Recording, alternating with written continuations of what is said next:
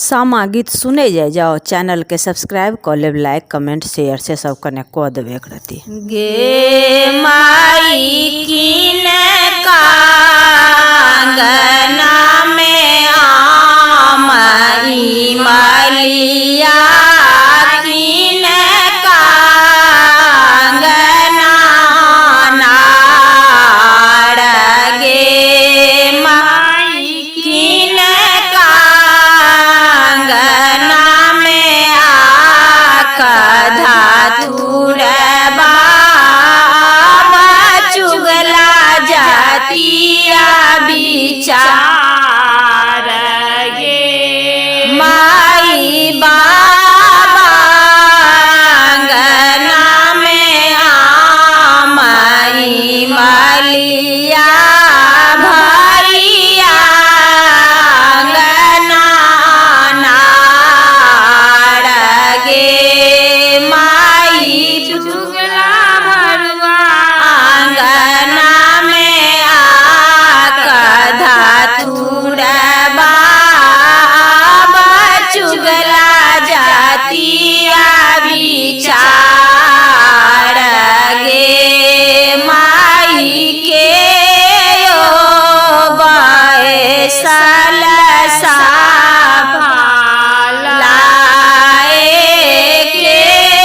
ओ बैसल दरबार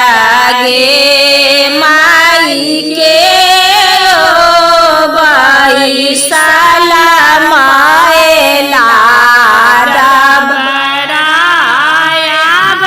चुगला जातिया विचार गे माई बाबा बैसल साभालाए भैया बैसल दरबार गे माई चुगा भरुआ बैसल माएला डबरा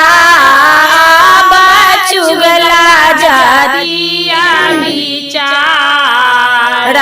गे माई किन का मुख चाना नाले पाब किन का मुख गुआ पान गे माई किन का मुख कारी खाले पाबा चुगला जातिया विचार गे माई बाबा मुख चाना नाले पाबा भैया मुख